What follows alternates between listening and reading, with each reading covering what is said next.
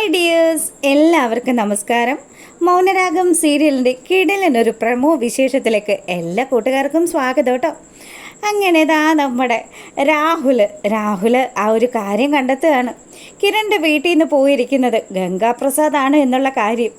എന്തായാലും ഷാരി പറഞ്ഞ കാര്യങ്ങളും ഷാരി പറഞ്ഞ അടയാളമൊക്കെ വെച്ച് നോക്കുകയാണെങ്കിൽ ഉറപ്പായിട്ടും അത് ഗംഗാപ്രസാദ് തന്നെയാവാനാണ് സാധ്യത. അങ്ങനെയാണെങ്കിൽ ഇനിയിപ്പം താൻ എന്തു ചെയ്യും? ആ മനോഹർ എന്ന് പറയുന്നവനെ ഒതുക്കാനായിട്ടുള്ള തൻ്റെ ഒരേ ഒരു ആയുധമായിരുന്നു ഈ പറയുന്ന ഗംഗാപ്രസാദ്. അവൻ ജയിലിലായ സ്ഥിതിക്ക് ഇനി ഒന്നും ചെയ്യാൻ പറ്റില്ലല്ലോ. തൻ്റെ മകളുടെ ജീവിതത്തിൽ നിന്ന് ഈ പറയുന്ന മനോഹറിനെ ഒഴിവാക്കാനായിട്ട് സാധിക്കില്ലല്ലോ എന്നൊക്കെ ആലോചിച്ച് വിഷമിച്ചിരിക്കുകയാണ് നമ്മുടെ രാഹുൽ. ഈ സമയമാണെങ്കിലോ രാഹുലിനൊരു ഐഡിയ തോന്നി. എന്തായാലും ഇപ്പം ഈ കിടപ്പിൽ, അതും ഈ കിടന്ന കിടപ്പിൽ ഇവിടെ നിന്ന് എഴുന്നേറ്റ് പോകാനോ അല്ലെങ്കിൽ ഗംഗാപ്രസാദിനെ സഹായിക്കാനുള്ള ആ ഒരു കാര്യങ്ങൾ ചെയ്യാനോ തന്നെ കൊണ്ട് സാധിക്കില്ലല്ലോ. അതുകൊണ്ട് എന്തായാലും വിക്രത്തിനെ ഒന്ന് വിളിക്കാം. വിക്രത്തിൻ്റെ സഹായത്തോടു കൂടി മാത്രമേ ഇനി അയാളെ പുറത്തിറക്കാൻ സാധിക്കുകയുള്ളൂ എന്ന് നമ്മുടെ രാഹുൽ കണക്ക് കൂട്ടുകയാണ്. അങ്ങനെ രാഹുൽ ഫോൺ എടുത്തു. ഗതാ വിക്രത്തെ വിളിക്കുക. അപ്പോൾ വിക്രം ആണെങ്കിലോ, ആ അങ്കിളെ പറയ്, എന്താ വിളിച്ചത്? എടാ, ഞാനൊരു കാര്യം പറയാനാണ് വിളിച്ചത്.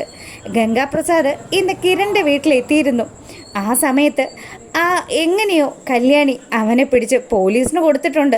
അപ്പുറത്ത് സേനനും രൂപയും എല്ലാവരും വന്നിട്ടുണ്ട്.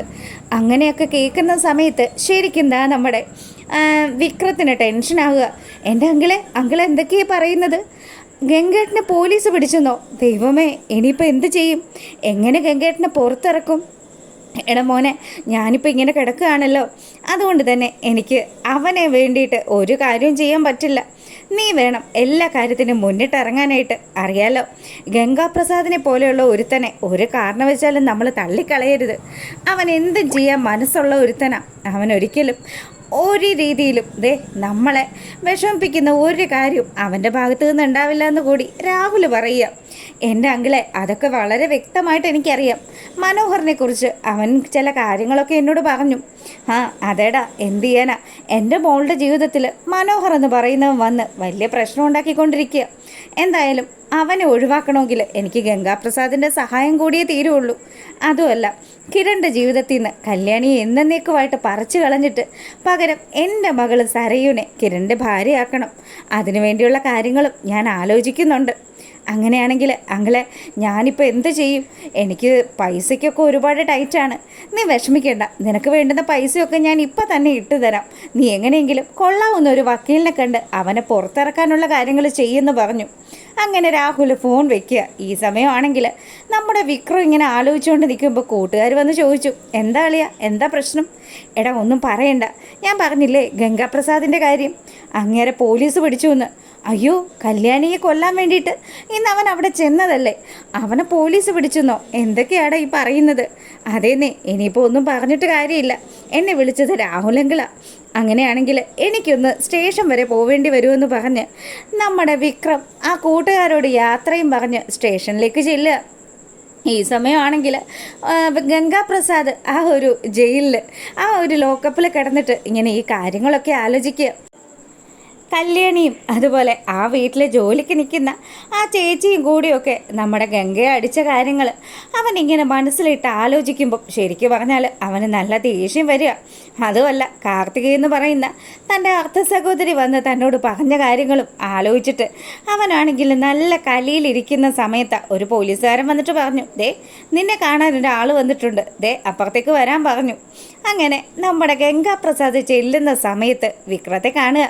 വിക്രമാണെങ്കിൽ, എൻ്റെ ഗംഗേട്ടാ, നിങ്ങൾക്കിത് എന്താ പറ്റിയത്? നിങ്ങളിങ്ങനെ പോലീസ് പിടിച്ചു?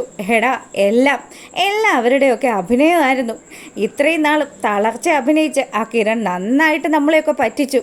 എന്തൊക്കെയാ ഗംഗേട്ട ഈ പറയുന്നത്? അതേടാ, അവനും അവളും ഒക്കെ ചേർന്നിട്ടുള്ള ഒരു നാടകമായിരുന്നു അത്.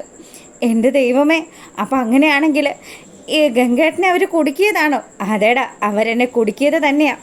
അങ്ങനെ ഗംഗാപ്രസാദ് ആ വീട്ടിൽ വെച്ച് നടന്ന ഓരോ സംഭവങ്ങളും നമ്മുടെ വിക്രത്തിനോട് വിശദമായിട്ട് പറയുക. വിക്രമാണെങ്കിൽ ഇതൊക്കെ കേട്ട് പേടിച്ച് വിറച്ച് നിൽക്കുന്നു. എടാ, നീ എന്തായാലും ടെൻഷൻ അടിക്കണ്ട. പിന്നെ എൻ്റെയും നിൻ്റെയും സഹോദരിയായിട്ടുള്ള ഒരുത്തിയുണ്ടല്ലോ, കാർത്തിക. അവൾ ഇന്ന് എന്നെ കാണാൻ വന്നിരുന്നു. അവൾ മാത്രമല്ല, അവളുടെ അമ്മയും വന്നിട്ട് എന്നോട് എന്താണെന്നോ പറഞ്ഞത്, വെറുതെ അനാഥാലയത്തിന് കൊടുത്താലും എനിക്ക് ഒരു തരി സ്വത്ത് പോലും അനുഭവിക്കാൻ തരില്ല എന്ന്. അങ്ങനെയുള്ള സാഹചര്യത്തിൽ അവളെ എന്താണ് ഞാൻ ചെയ്യേണ്ടത്? ചേട്ടാ, എല്ലാത്തിനെയും അങ്ങ് തട്ടിക്കളഞ്ഞാലോ? ആ, അത് തന്നെയാണ് വേണ്ടത്. ദേ, നീ എൻ്റെ ഒപ്പം നിൽക്കില്ലേ?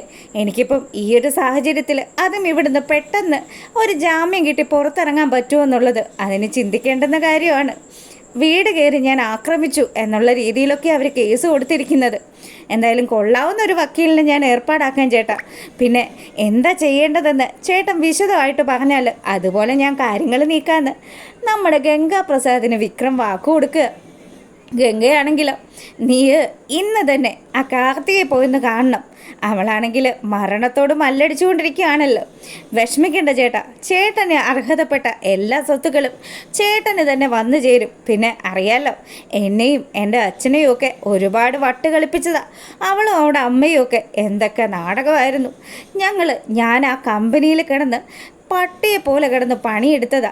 എന്നിട്ടും ഒരു നയാ പൈസ പോലും തരാണ്ട് അവളും അവളുടെ അമ്മയൊക്കെ കൂടി എന്നെ എൻ്റെ അച്ഛനെയൊക്കെ അടിച്ചിറക്കുക ചെയ്തത്. അതൊന്നും ഈ ഈ വിക്രത്തിന് മറക്കാൻ പറ്റില്ല എന്ന് അവൻ നമ്മുടെ ഗംഗയോട് പറഞ്ഞു. ഗംഗാപ്രസാദ് ആണെങ്കിൽ എരുതിയിൽ എണ്ണ ഒഴിക്കുന്ന രീതിയിൽ, എടാ, ഈ കാര്യങ്ങളെല്ലാം നിൻ്റെ മനസ്സിലുണ്ടെന്ന് എനിക്കറിയാം. എന്തായാലും എന്നോട് ഇപ്പോൾ അവൾ ചെയ്തിരിക്കുന്നത് ഒരിക്കലും മറക്കാനും പൊറുക്കാനും പറ്റാത്ത കാര്യമാണ്.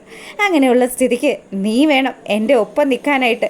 ഇപ്പം എനിക്ക് ബലമായിട്ട് നീ മാത്രമേ എൻ്റെ കൂടെ ഉള്ളൂ. പിന്നെ എന്ത് സഹായത്തിനും നീ ആ മനോഹറിനെ വിളിച്ചാൽ അവൻ നിൻ്റെ ഒപ്പം തന്നെ ഉണ്ടാകുമെന്ന് കൂടി വിക്രത്തിന് ഗംഗ പറഞ്ഞു കൊടുക്കുക.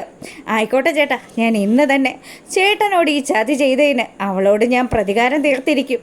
ഈ വിക്രം ഇന്നും ഇന്നലെയൊന്നും തുടങ്ങിയതല്ല ഇത്തരത്തിലുള്ള കാര്യങ്ങളെന്നൊക്കെ പറഞ്ഞ് വിക്രമാദിത്യൻ നല്ല കട്ട കലിപ്പിൽ അവിടുന്ന് പോവുക. അപ്പം അന്നത്തെ ദിവസം രാജപ്പൻ്റെ വീട്ടിൽ കയറി കക്കാമെന്ന് വിചാരിച്ച് ഇവനാണെങ്കിൽ പ്ലേറ്റ് മാറ്റുക. അങ്ങനെ നമ്മുടെ കാർത്തികയുടെ വീട്ടിലെത്തുന്ന വിക്രമാണെങ്കിലോ കാർത്തികയോട് ചോദിച്ചു, എടീ, നീ ആ ഗംഗേട്ടനെ ചെന്ന് ഇന്ന് ഭീഷണിപ്പെടുത്തിയെന്നൊക്കെ ഞാൻ അറിഞ്ഞു. നീ എന്തിനാ വിക്രം ആവശ്യമില്ലാത്ത കാര്യങ്ങളിലൊക്കെ ഇടപെടുന്നതെന്ന് കാർത്തിക വിക്രത്തോട് ചോദിക്കുമ്പം വിക്രമാണെങ്കിലോ, ദേ, ഞാനിപ്പോൾ ഇവിടെ വന്നിരിക്കുന്നത് എന്തിനാണെന്നോ, പലതിനും കണക്ക് ചോദിക്കാൻ. നിൻ്റെ പേരിലുള്ള സ്വത്തുക്കൾ നീ ഇപ്പം കല്യാണിക്ക് എഴുതി കൊടുക്കുമെന്നല്ലേ പറഞ്ഞിരിക്കുന്നത്. അങ്ങനെയാണെങ്കിൽ അതൊരിക്കലും നടക്കില്ല. എന്താണെന്നറിയോ? നിനക്ക് ജീവനുണ്ടെങ്കിൽ മാത്രമല്ലേ നീ ആ സ്വത്തുക്കളൊക്കെ എഴുതി കൊടുക്കുകയുള്ളൂ. ഇന്ന് നിൻ്റെ അവസാനത്തെ ദിവസമാടിയെന്ന് പറഞ്ഞ് കാർത്തികയുടെ തലയ്ക്ക് ഒരു ഇരുമ്പ് വടി വെച്ച് അടിക്കുന്നതൊക്കെയാണ് ഇനി വരാനിരിക്കുന്ന വിശേഷത്തിലൊക്കെ ഉള്ളത്. അപ്പോൾ വീഡിയോസ് ഇഷ്ടമാകുകയാണെങ്കിൽ മറക്കാതെ ലൈക്ക് ചെയ്യുക. അതുപോലെ നമ്മൾ അടുത്ത ദിവസം പ്രൊമോയുമായിട്ട് വരുന്നതായിരിക്കും. അപ്പോൾ നിങ്ങൾ സബ്സ്ക്രൈബ് ചെയ്യാത്തവരൊക്കെ സബ്സ്ക്രൈബ് ചെയ്തുകൂടെ കാണുക. അല്ലാത്തവരൊക്കെ ഒന്ന് ലൈക്ക് ചെയ്തുകൂടെ സപ്പോർട്ട് ചെയ്യുക. അപ്പോൾ എല്ലാവർക്കും നല്ലൊരു രാത്രി ആശംസിച്ചുകൊണ്ട് ഇന്നത്തെ വീഡിയോ വൈൻഡപ്പ് ചെയ്യാണ്. അപ്പോൾ ഓക്കെ, ഗുഡ് നൈറ്റ്.